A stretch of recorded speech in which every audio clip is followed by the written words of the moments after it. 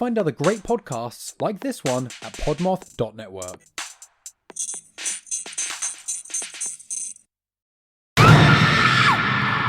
Looking for something scary, morbid, frighteningly insane? Get out! Every form of horror, from ghosts, cryptids, and curses, to deals with the devil, giant insects, and more. Go. Join us at Haunted Tales, our weekly horror anthology series, and let me tell you a story. Psst. Hey, you. Yeah, you. Do you like cracking into curious creatures? Perhaps you ponder the paranormal. Have you ever got a hankering for the haunted? Ever entertained the existence of extraterrestrials? Or have you ever just wanted to hear genuine encounters of any kind? If you have answered yes to any of these questions, then Cryptids, Creeps, and Conspiracy Podcast is right up your alley. So grab your sense of humor and open your mind as we take a journey to uncover the mysteries behind kooky critters, spooky specters, enigmatic entities, and the controversial conspiracies that surround them. Buckle up because we're going to have a good time.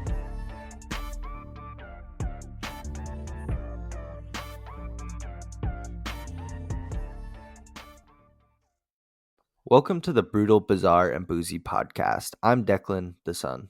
And I'm Jane, the mom. This is the podcast where we talk about brutal crimes, bizarre occurrences, and get you drunk with cocktails themed around one of our stories. To lighten things up, we'd like to end our time with a chaser. Please keep in mind some of our stories might be upsetting to young or sensitive ears. We love hearing from our listeners, so feel free to contact us by email or social media. You can find our contact info in the show notes for this episode. If you'd like to support us through Patreon, you can find us there at Brutal, Bizarre, and Boozy podcast, or use the link in our show notes. Welcome back, everybody. Thanks for joining us yet again for another Brutal, Bizarre, and Boozy episode. How are you today, Mom? I am doing well. How are you? I'm doing good. I'm excited for the drink. I'll say that. I'm not excited for the story that I'm about to tell you, but what story do you have for us today? I have another murder story of a woman who dies, but this is interesting because it's a poisoning. And we don't do a lot of poisonings, I feel like. I think I've done most of the poisonings. I think you might have, yeah. Graham Bell or whatever that guy's name was. Anyways. Yeah. I'm going to be talking about the Knights of the Crystal Blade. Oh, that's interesting sounding. This is a fairly recent story that I didn't know until I watched a certain YouTube video called it's called Cops Discover Missing Kids Hidden on Predator's Compound. Oh, by, no. The channel Explore With Us. And it's a 1 hour and 42-minute video that long. includes like body cam interrogation footage. It's like Really? I just wanted to shout them out at the very beginning because I would have never heard of this before unless I saw this. And they did so much work just like in the editing alone. I just had to give them a shout out. But yeah. So to go with the story of the Knights of the Crystal Blade, I have the Southern Night recipe. That's the cocktail that I have today. So right on the money with it, but it sounds so good. 2 ounces of bourbon, 1 ounce of lemon juice, ½ ounce of strawberry syrup, and top with ginger beer. Combine bourbon, lemon juice, strawberry syrup, and 1 cup of ice into a shaker. Shake to dilute and then chill mixture.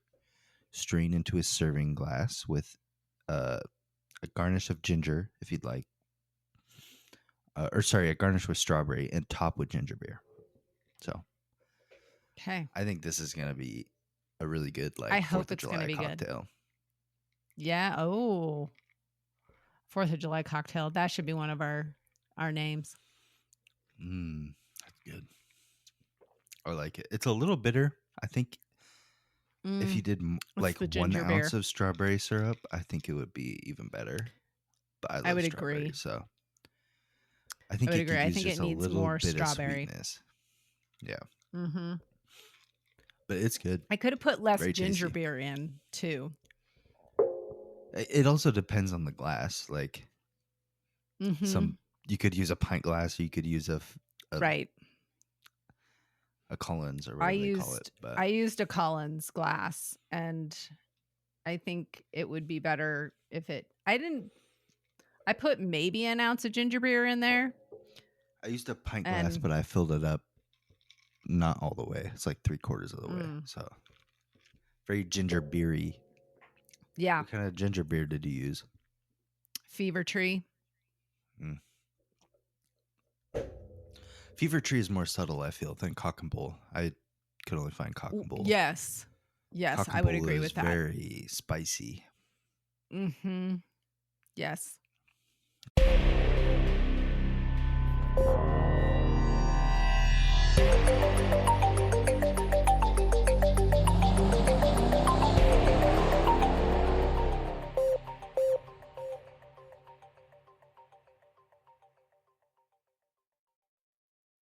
Okay. Anyways, let's get into this story.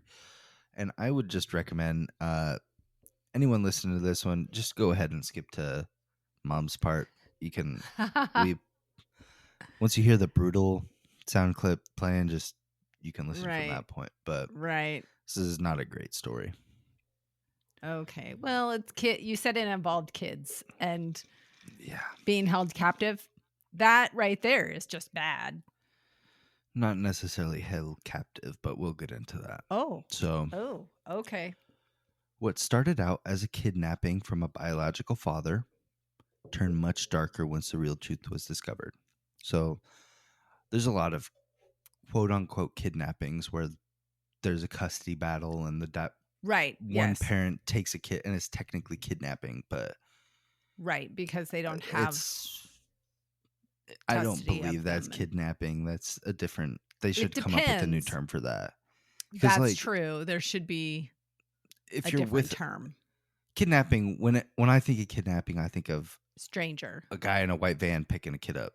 But if if you're with your dad and your dad is getting in a fight with your mom and they're divorced, and it's like, oh, I just kept It's my kid a shitty. day extra, and technically that's Right. kidnapping. But like, Yeah. there should be a new name for I that. get is what you're all I'm saying. But anyway, so it started out as a biological father kidnapping his kids, turned much darker once the truth was discovered. In December 2017, Micah Coltharp approached police about a wellness check on her ex-husband John and their 4 children and John's parents. When Micah tried calling the phones of her ex-husband's family, she became suspicious when she heard that all the phones had been disconnected. So Of a family? Not just one person. the whole family. Oh. John and John's Okay. parents. This is when she contacted police. Police checked out John's parents' house and discovered that the family wasn't there. After contacting John's sister, they got a spare key to the house and checked it out. Inside the house was a very strange sight. All the furniture was missing, garbage lay down on the floor. However, every single electronic device, including phones, TVs, and computers, were left behind. So they took all the beds, all the couches, all the furniture out of the house, left garbage on the floor, left the TVs, left everything And the electronics. that was electronic there. Okay. This raised some red flags, so police started investigating. Micah and John were still married when she approached police, but after some guidance, she filed for divorce and won full custody of their children over a month after she had seen her children last. So, Okay. She didn't have custody at the time. No, so they were still married at the time. Okay. I'll get into kind of what happened with that a little bit, but John took the kids, went to his parents' house, and that was about a month before she filed for divorce and won full custody of the kids. Were they in a good relationship at the time? Was she they lived blindsided when he together. disappeared with the kids? It wasn't a great relationship. They had a lot of money issues. Okay. Because he had like a massive spending issue and would buy everything he wanted, but like they weren't living that well, and so they had to move back home to live with his parents and stuff. So that's kind of so they had a fairly regular life when they first got married, but when they had kids, John changed. John was Mormon, and once his kids were born, he started voicing his concerns about their interactions with people outside of the religion, eventually keeping them almost entirely inside.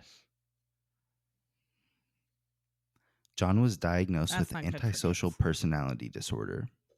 He eventually quit his job and lied to Micah that he was fired. So they were already struggling with money, and he quit his job and said that he was fired. Yeah. He ended up taking the kids shortly after this and disappearing to his parents' house. When Micah came home and no one was there, she called his work, and that's when she discovered that he had quit and he wasn't fired. He was like a really good employee there, and they're like, "Oh, we were so sad when he quit." And it's usually the other way around.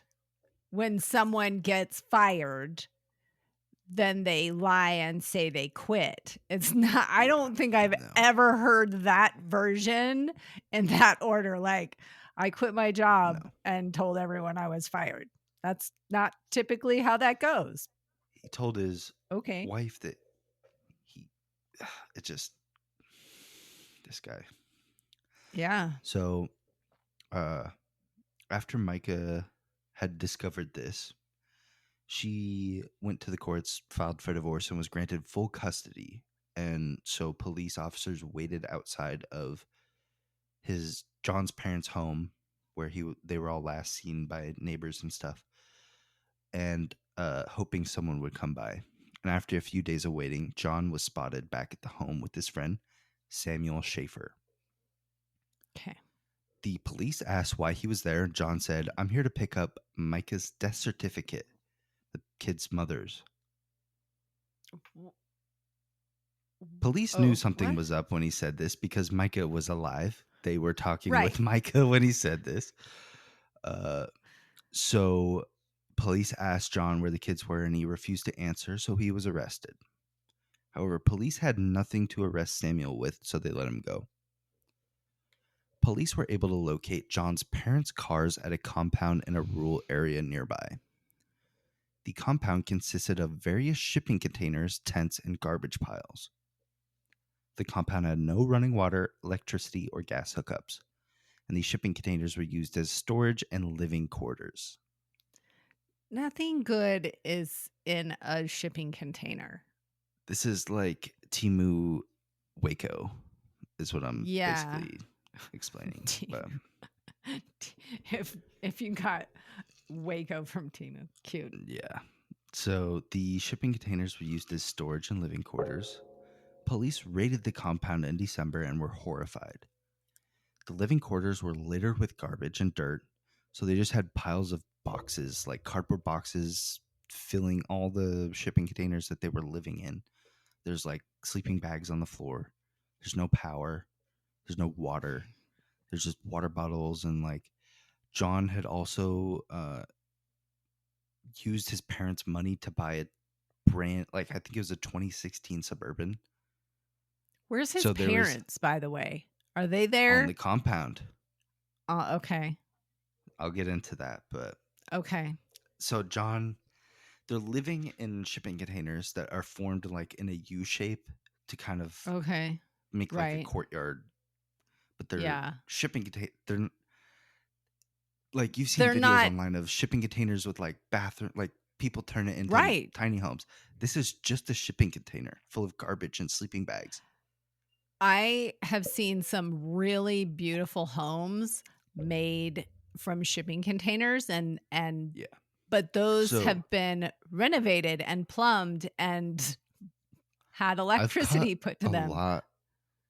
I've cut a lot of the horrific stuff out of this, but if the video that I mentioned, you can listen to just how bad it is and see, because it's all body cam footage. It's real footage of the thing, and it's like just shipping containers full of trash, and then like there's a hole in the trash where there's like a sleeping bag with kids' toys on it and stuff. And so anyways, the living quarters were littered with garbage and dirt, as well as kids' toys, clothes, and personal items. During the raid, John's parents were located, as well as John's 2 sons. The boys were filthy and covered in tree sap. The police were also they also recovered a manifesto. That's what I'm calling it. I don't really know Always what the a word. manifesto. It's like a Bible for them, basically, but manifesto is the better word. John and Samuel had started a new religion, or also known as a cult, called the Knights of the Crystal Blade. The religion was based around the Mormon philosophy. However, it included Norse and Roman gods. John was the leader of the cult and the creator of the manifesto, while Samuel was supposedly the seer. Of course, he was. You The got to two had have somebody visions. who knows everything. And someone to translate it. That's, yeah. But Yes. the two had visions of an upcoming Fuck that up. Cut that part out. The two had visions of an upcoming apocalypse, which is where their religion was based. So it was a doomsday cult, basically. Always. Always. Once police knew they were dealing with a cult, they put on an Amber Alert for the 4 missing children. So Micah and John's kids, they had 4 kids. Their 2 sons were missing, but their 2 daughters were missing. Samuel had 2 daughters as well. So there's 4 missing. Okay. Only the 2 boys were found. So there's 6 4 kids missing total. girls. Yeah. 4 missing. Okay. Some police stayed to continue the search after the raid. They were already at the compound, so once they knew there was kids missing, they just stayed there to keep looking. So they continued to search the grounds while others started interviewing John's parents as well as John's ex-wife, Micah. John's parents were very evasive in questioning, but started to paint a horrifying picture.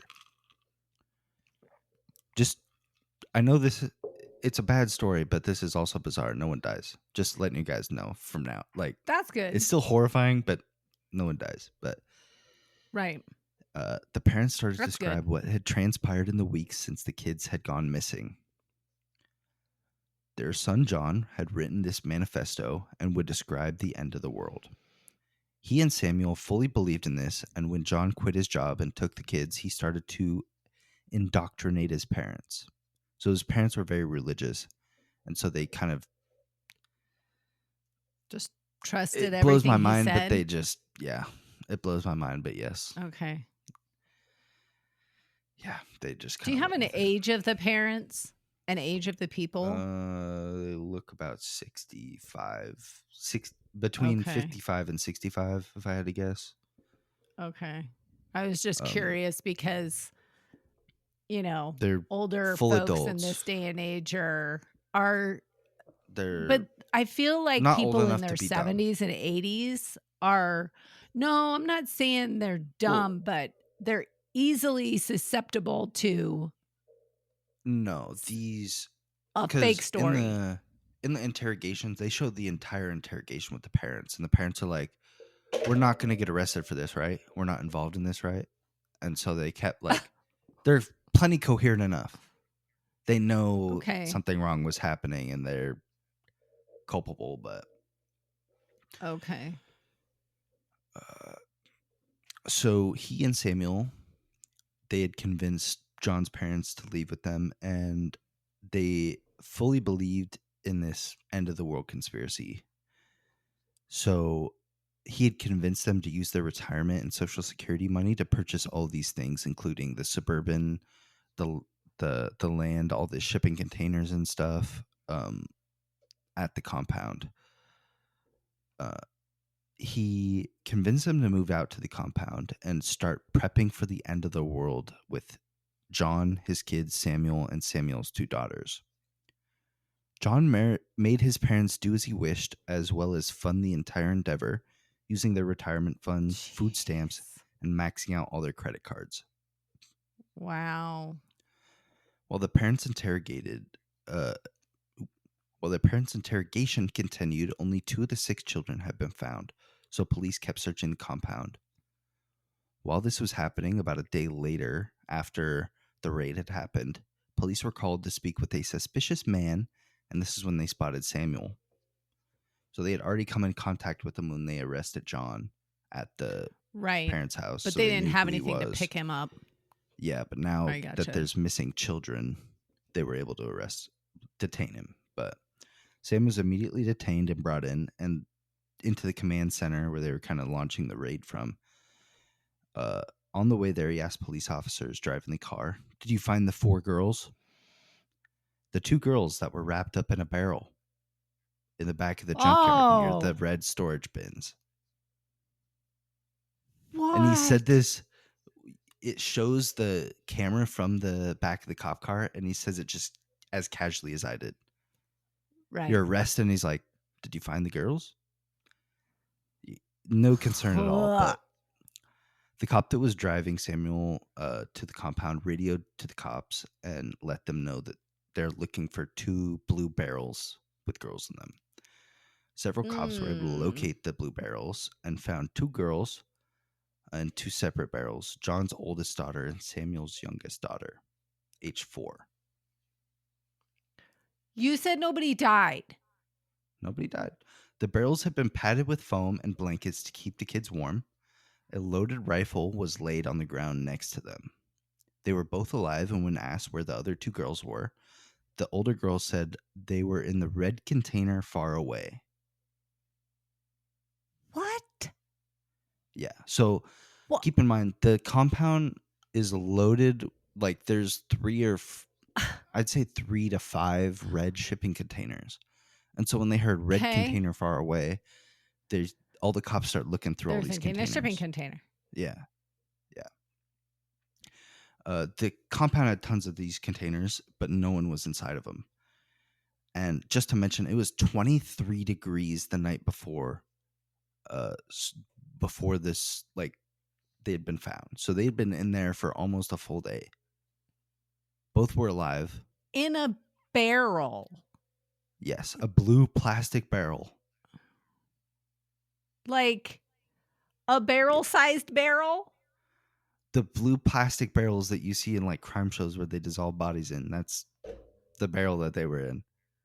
But it just had a piece of like foam, like, you know, the foam mattresses you get from the store. I've never heard of a live person in a barrel. Neither have I until this. And so while speaking with police, confused. The 2 girls kept asking for Samuel, not Dad. They wouldn't call him Dad. They kept asking, "Where's Samuel at? Where's Samuel at?" But Samuel's their dad, but they're not referring to him as Dad. Samuel's youngest daughter. These are and Samuel's John's oldest daughter. Okay, that's right. You said that. Okay. But John's oldest daughter kept asking, "Where's Samuel at? Where's Samuel at?" Okay. Okay. We'll talk about that. But meanwhile, Samuel was being questioned about the other 2 girls. He kept apologizing, saying he was coming back for the girls in the barrel, but kept getting scared, thinking that someone was following him. Samuel kept asking for a lawyer and dodging questions, saying that the other 2 girls were down south, but wouldn't say where, till the sheriff promised him that the kids wouldn't be returned to Micah. He kept saying "Oh, I can't. I was told not to say this to cops, but the CPS system sucks, so I want to make sure they go home to their parents." To Micah, the kid's daughter. Before he would say anything, he's like, wow. "Yeah, they're down south, but and then the cops would be like, "Where?" And he's like, I just want to make sure they don't go to CPS. I want to make sure they go to their mom." But eventually, he told them where they were. Once the sheriff promised him this, Samuel explained that he had walked his oldest daughter and John's youngest daughter to a friend's property. So in the barrel is John's oldest, Samuel's youngest. Yeah. Samuel is carrying his oldest and John's youngest. Okay.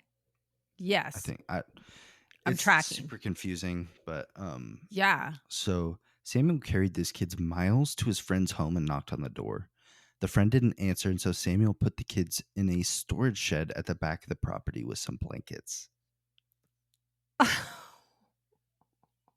Keep in mind, 28 degrees outside. Holy Police cow. rushed to the house and found the last two missing girls. All kids were alive, but severely dehydrated, malnourished, hypothermic, and one girl needed to be Yeah. hospitalized but survived without injuries. Samuel was brought in for questioning, and things began to get even weirder. I don't know how they could. He began to explain a story and started explaining their religion. Along with the doomsday Okay. prophecy, they also betrothed their oldest daughter to each other. Do you know what betrothed To means? each other? Yes. So Samuel said, "Here, have my oldest daughter." Gross. John said- Gross. Yeah. And so supposedly in their Gross. manifesto, they were to sponsor, I guess, and teach each other's daughters. And then once they turned 18, they had their hand in marriage. Nope. So Samuel gave his 7-year-old daughter to John. John gave his 8-year-old daughter to Samuel. John's two I'm sons gonna were punch separated these guys in the face. and placed with the grandparents because John considered them competition. His own Ew. sons. Ew. John Yeah, stayed because in that's the tent age appropriate at least. John stayed in the Barf. tent with Samuel's daughters, and Samuel stayed in the tent with John's daughters. John's parents said they never witnessed any abuse going on, but they were highly suspicious of them. And how would you not be? You're 60 years old, or however the fuck old they were. Like, Oh my God. There are no humans involved in this story except those children. Sam and John would threaten to kill anyone if they left the compound and regularly controlled food and water to punish people. They would also take John's two sons and lead them miles into the woods and leave them to make their own way home to prove that they were resourceful. These are like 6 and 5-year-olds. Like, I hate these bastards. but John and Samuel weren't the only prospects. John had posted his beliefs online, and a man named Robert Rowe approached him through Facebook. After some back and forth, Robert flew to Utah to meet with Samuel and John, where he stayed on their compound for 3 days. After hearing John and Samuel's preach about their religion, Robert showed disinterest in the religion, and this is when they threatened to kill him. Oh my, of course they did. Robert also claimed that they had planned to lure their wives to the woods and kill them so they could have full legal rights to the children. They also supposedly forced Robert to spend the night with John's 4-year-old daughter. Ew. With all the evidence gathered, Samuel was charged with 2 counts of child sodomy, child bigamy, obstruction of justice, and lewdness with a child. He pled guilty, but later redacted, saying that his lawyer pressured him, but the judge didn't go for that and just made him plead guilty. So John was charged with 1 count of child sodomy, 1 count of child bigamy, obstruction of justice, lewdness with a child. John was convinced his actions were sanctioned by having been sent by God to promote child marriages and asked to be his own attorney. He pled guilty and both were charged with 26 years to life. John's parents were also convicted, sentenced to 36 months of probation and $25,000 in restitution. Wow. Yeah, and I would recommend, if you, I shouldn't say recommend, but if you want to learn more about this, check out that video I mentioned. I'll have Mom tag it in. It'll the be in comments, our show but notes. Yeah, If you want in the the link and show you want to notes, watch but it'll be in our show notes. there's a lot of stuff that I cut out that was really disgusting. So I appreciate But that there's- because that was gross enough. there's a lot of, because they use all like the interrogation, actual photos from the crime scene, real dash cam. The whole thing is like real life stuff. So it's like kind of interesting to watch. It's not like because a lot of true crime documentaries are like, they sit down with the dog's babysitter's cousin, and it's like, Yes. This is like real, right. The real legit footage. stuff. Yeah. I want to give a medal to anyone who had to talk to these people and not murder them. Because if I had to sit across the table from somebody who, in a former job of mine, I did have to sit across the table from people who did horrific things to children, and I had to have a civil conversation with them. And it was the worst job I'd ever had. I don't know how I didn't just jump across the table and choke somebody out. But the fact that these two dirtbags are still breathing after all of that just amazes me, because they should not be. Barf. It's just an awful fucking story. And I came across it on YouTube, and I watched it, and I was like, oh my God. Like, when you might look it up, need to check your algorithms and go watch a bunch of fucking cat videos on YouTube if it's sending you shit like that. Oh, I do. But I like this channel because I can't stand true crime documentaries where they talk to every fucking... Same. Yeah, I'm the same way. Oh. That's why okay, I don't watch a lot of them. What? So I clicked on the channel just so I could see like other stuff, but I guess they had like a little thing on YouTube where they just autoplayed, and I thought someone was talking to you in your... Oh. Because I heard like an echo. It sounded like someone came in, but you were frozen. So I was like, who the fuck is talking to you right now? But it was the YouTube. Oh, replay. No. Okay. I'll cut that part out. But okay. Yeah, fucking well, awful I hated story. that story. That was awful. Yeah. I'm glad all the kids lived. That nothing. Yes. I mean, I'm not gonna say nothing bad happened to them, but right. Nobody died, like you said. That is a good thing. Nobody died, but still bad things happened. And I still am curious to know how old those parents were to be gullible enough to buy into some ridiculous story that their son was telling them. Had to be 55 plus, probably.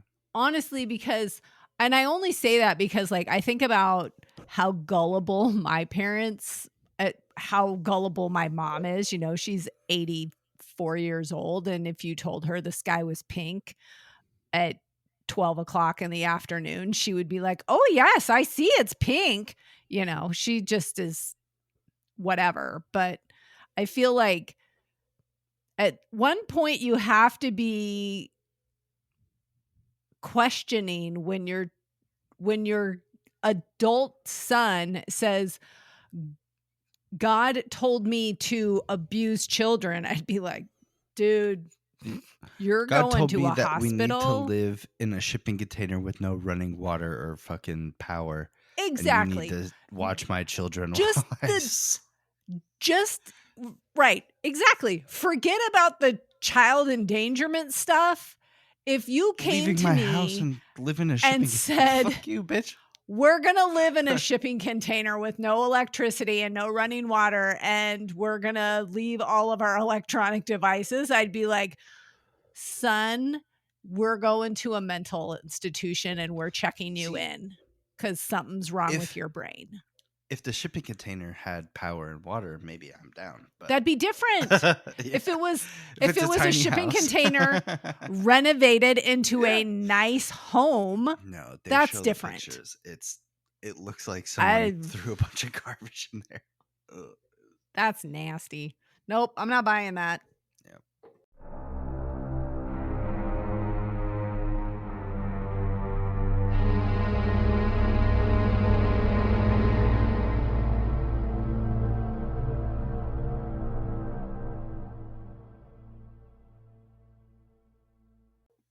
Okay, we're going to talk about my poisoning story now.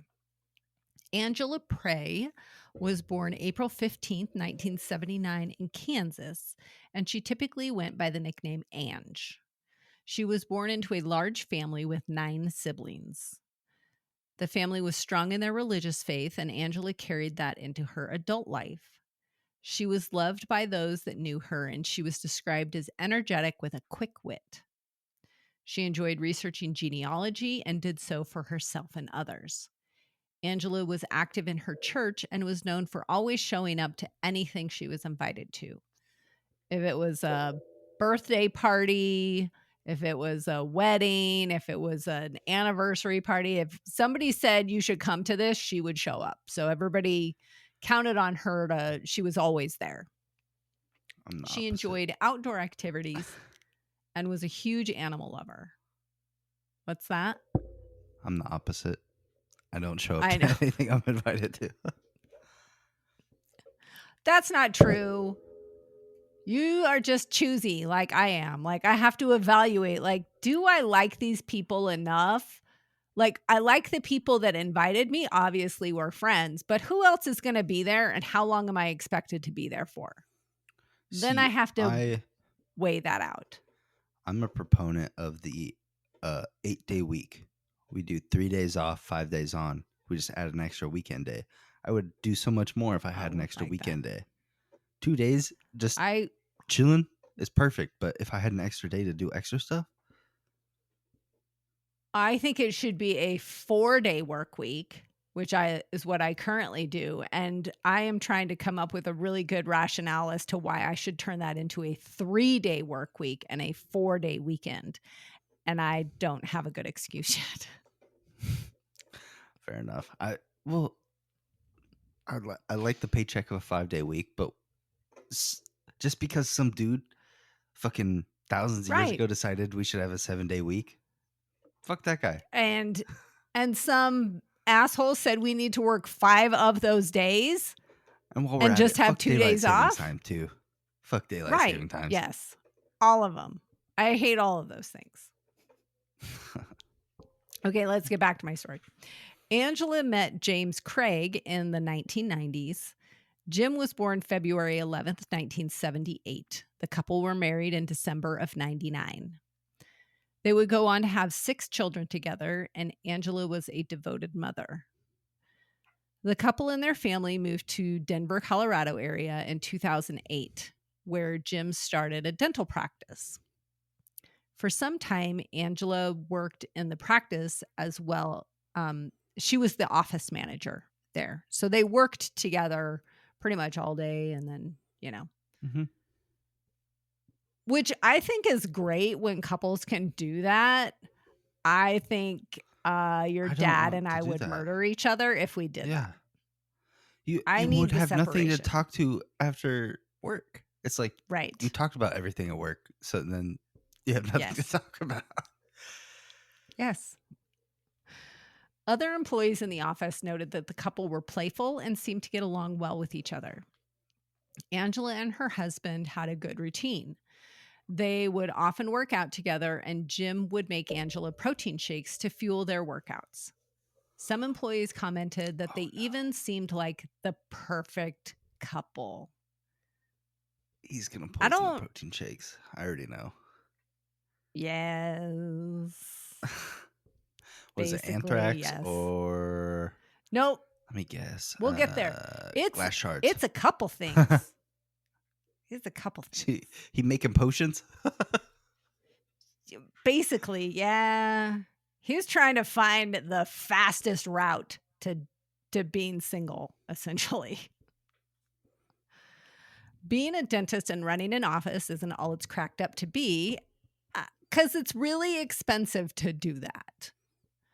Although from the outside, the dental practice seemed to be thriving financially, Jim was forced to file bankruptcy in 2020. Okay. By 2022... I would like to argue that it's hard to run a dental practice and make money. That's bullshit. I think it depends on if you're a good business person and you're wise with your Okay. financial stuff. But I know what you're saying, because you go to the dentist and it's not cheap. I have the inside scoop.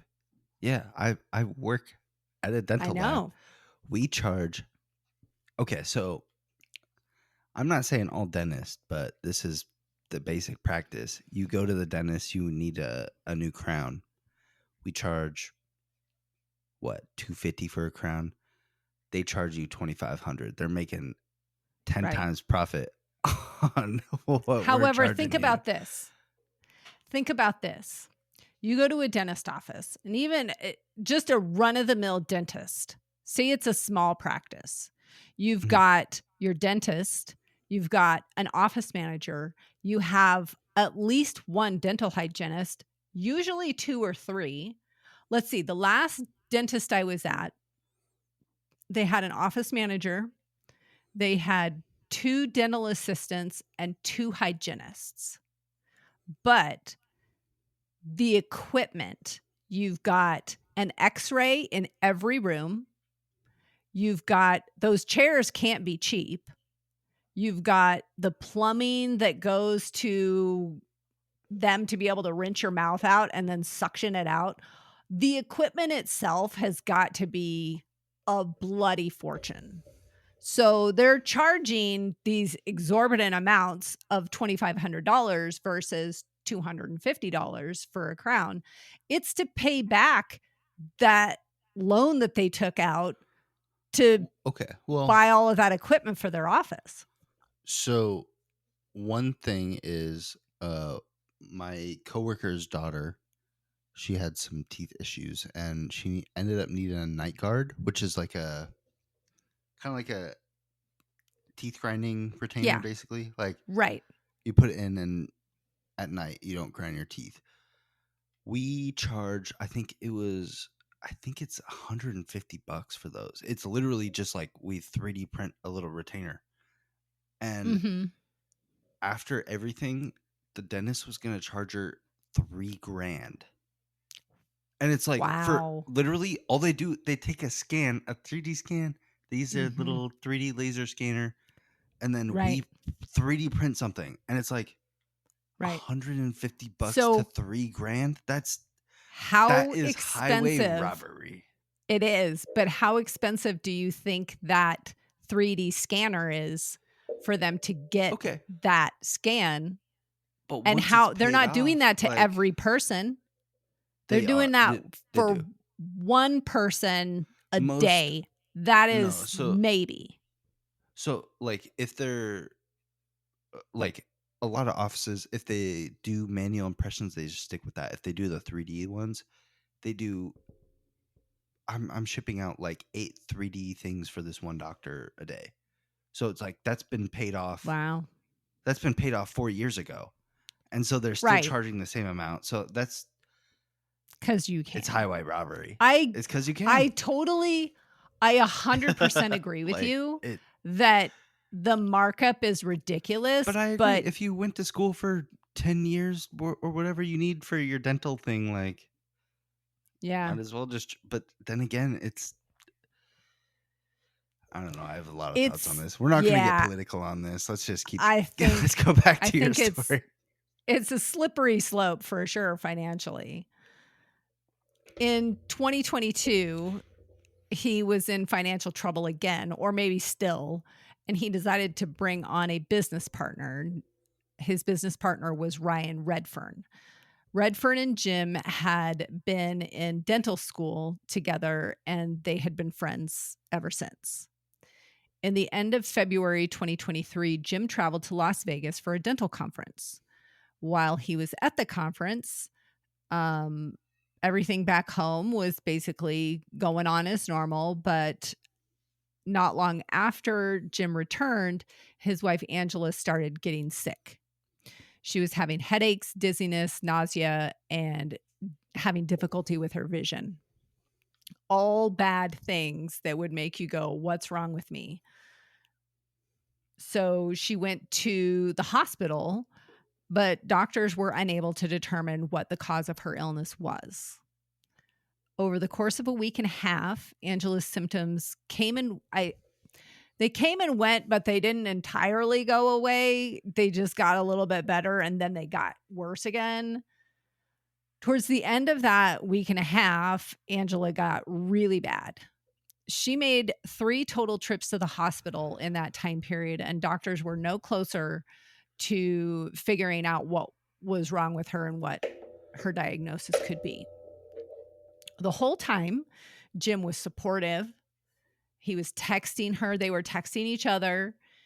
And he was saying he loved her and he hoped that she would feel better soon and all of those things. He even brought her some food while she was laying in the hospital bed, because who doesn't hate hospital food? I mean, it's atrocious. Early on in her illness, she texted Jim saying that she felt drugged. His response was to say that he didn't drug her, but what doctors didn't know was that he had done it in the past. Hey, I feel drugged. Definitely wasn't me. That implicates you. Right. And when she said, I feel drugged, his response was, considering our history, I can understand that you might feel triggered by that. Their history was that in the previous years, he had drugged her. And this was the story behind that drugging. He was depressed and he was contemplating taking his own life. But he was worried. He was worried that Angela would intervene in his attempt and stop him or call for assistance.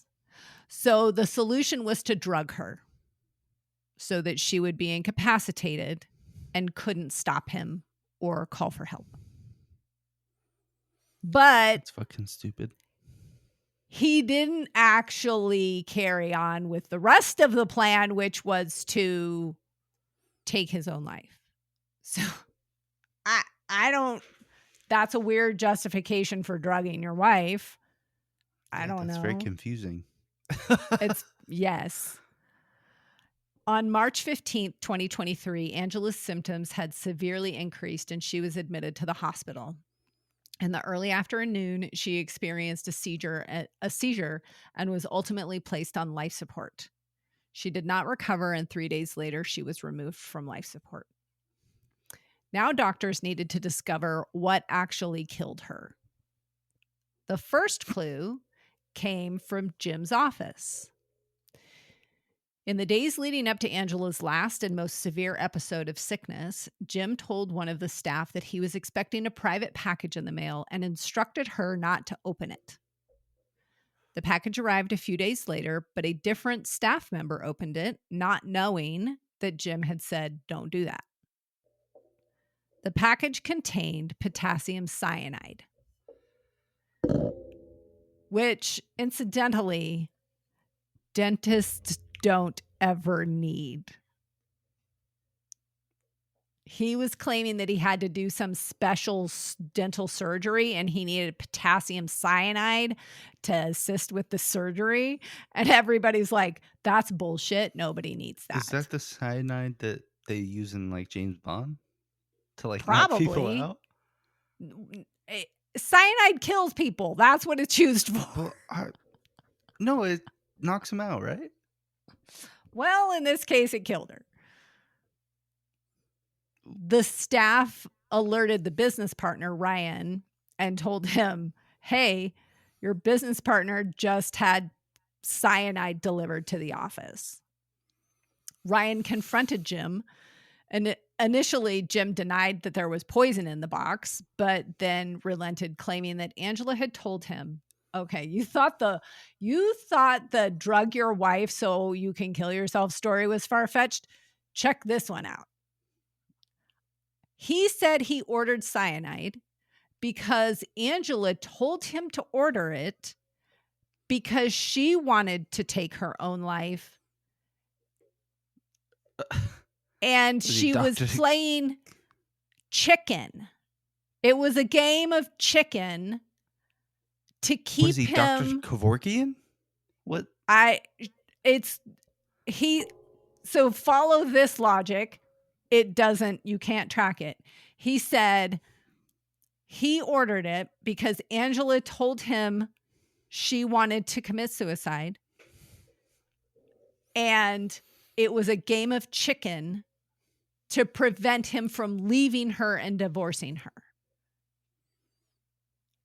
So if you think, nope, it doesn't. Again, you don't. I don't know where you connect these roads, but they don't meet each other anywhere. Nope. You can't even tunnel through the earth to the other side and have these two things meet up. It doesn't make any sense at all. Yeah. But that was his story. Jim asked Ryan not to talk to the police about the cyanide, basically saying, you don't have to tell anybody about this. It has nothing to do with why she died. and Ryan is like, you're full of shit. So Ryan told the hospital staff that he suspected Angela had been poisoned. Of course, at that point, it was already too late. She had passed, but hospital staff were unable to determine that, they were able to determine that her blood not only contained cyanide, but also this is a tricky one, tetrahydrozoline or something along that line. Basically, it's the ingredient found in some eye drops. Ooh. Which I don't know if you've heard, but there's rumors out there that eye drops can make people really sick, or possibly even like if you put it in their drink or something, then it's bad news. Yeah, bad stuff happens. Or diarrhea. I mean, I've heard bad a lot stuff, of stories of people not using good it things. to make people throw up or shit themselves. So. Yeah. I don't want either of those two things. There was no logical explanation as to why she would have either of those things in her system, other than she had been intentionally poisoned. And oddly enough, doctors were able to show that her levels of cyanide increased over the course of her hospital stay, which meant that she had gotten more of the cyanide while she was in the hospital. So that time that he brought her food in the hospital, probably poisoned, which is ballsy. Cyanide. Yeah. Jim also told her family that he didn't want to put her body through an autopsy, but thankfully one was done anyway. The day after she was removed from life support, Jim was arrested for her murder. During the investigation, law enforcement discovered that Jim had been having at least an emotional affair with a woman that he met at the dental conference in Las Vegas. Remember, what happens in Vegas stays in Vegas, but not this time. They had been communicating by phone and text. Jim had lied to this woman, claiming that he was already working through the divorce process with his wife, which he was not. They were still married and living together and cohabitating and all of the things. Not only was he communicating with the woman, but he had paid for her to fly to Colorado from Texas. Ooh. Investigators were able to determine that the woman was unaware that Jim was behind his wife's illness, and she was basically ruled out as a suspect, so she wasn't in on any of it. But she was not the only woman that he had been cheating with. Prior to his trip to Vegas, he had had another mistress and had communicated an interest in finding someone to kill his wife. The planning never panned out with this woman, and their relationship ended before he went to Vegas.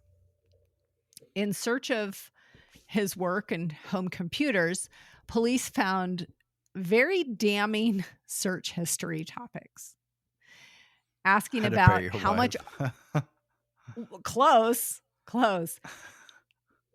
He was Googling how much arsenic is needed to kill somebody, Oh, Jesus. as well as what poisons were undetectable. He was watching YouTube videos on how to make your own poison and what deadly plants could poison someone. Jesus. One of the plants mentioned was oleander, which is a flower, and the poison associated with it is oleandrin. Not only did he purchase cyanide, but his computer history showed that he had also bought oleandrin and arsenic, although he never received the oleandrin. So apparently he shopped at a bad website and they just took his money. Jim Craig's trial began in July 2025, but it wasn't just for the murder of his wife, Angela. There had been more charges added after his arrest because Jim was not behaving himself while he sat in prison awaiting his trial. It had been discovered that he had attempted to hire someone to murder the detective in charge of the case. Jesus.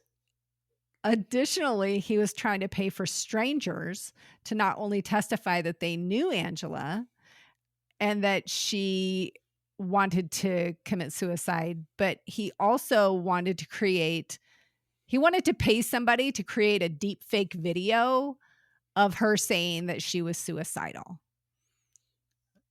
What the fuck? I know. There were also some discussions in some of the sources that I read saying that he tried to get one of their daughters to tamper with some of the evidence. After 2 days of deliberation, Jim was found guilty of the murder of Angela, solicitation to tamper with evidence, solicitation to commit perjury, and solicitation of murder in regards to the police detective.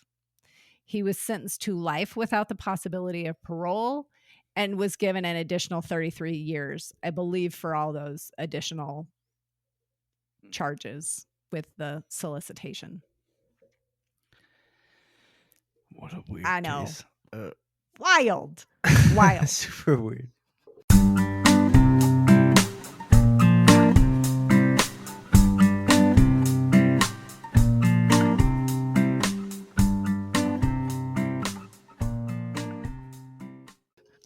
You have a chaser for us? I do have a chaser. It is a watch recommendation for a show on HBO called Task.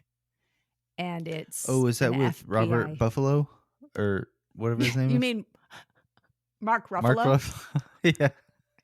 Close. Buffalo, same Close thing. enough. Yes. He is an FBI agent and heads a task force who's looking into a group that has been stealing from drug houses and making off with the money, and a kid disappears, and it's a really good show. It's really good. I added it to my watch list, but Netflix just added Model Citizen to their movie list. Yeah. So I've watched that 2 times in the past couple of days, but it's one of my Task is movies. a show, and it hasn't completed yet. We're still in the middle of the season. I think we've got 2 more episodes coming out. So if you want to wait and binge it, yeah. I think at the end of the month it's done. Distracted when like with Dark Horse. Yeah. I got distracted with that. Yeah. Because I started watching when it was like 4 episodes were out, but right. My chaser. What's your chaser? Something good, I'm sure. I didn't think about it.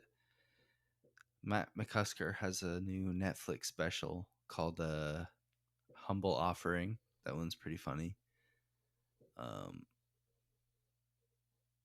Nice. Model Citizen. Watch that if you haven't watched it. I'm just going through all the stuff you've watched recently. Yeah. Nice. Dark Horse. Dark Horse was good. The 2nd season of Terminal List. It was kind of confusing. I liked the 1st season better. I don't want to I agree. The next book in the Terminal List series, I was listening to a podcast with the author, and that's going to be coming out soon. It sounds like that. That's going to be coming out pretty soon. I don't know. I didn't like the new season. The last. Well, I it's don't the wanna spoil the anything either. prequel. Like, It's the prequel. They really Yeah. you don't have to watch one to know what's happening. Actually, they don't even really. I mean, there's a few characters that correlate, but that's about it. I don't know. Yeah. It's a good watch. I don't really have Yeah. a real chaser. I'm just throwing things that I just Okay. watched recently. Thanks for watching or listening. Thanks for I should say, listening, everybody. Love you, Love bud. Mom. Bye. Bye. Hey, friends. Thank you for supporting our podcast. Please share our show with your brutal and bizarre friends. Give us a Boozy follow on your favorite podcast platform. If you're feeling extra generous, we'd appreciate a 5-star rating or review as well. But maybe do that sober so all the letters are in the right place. You can find all our contact information in the show notes. We love hearing from you, and if you're interested in helping us stock the bar for our future Boozy episodes, you can find our Patreon link in the show notes as well.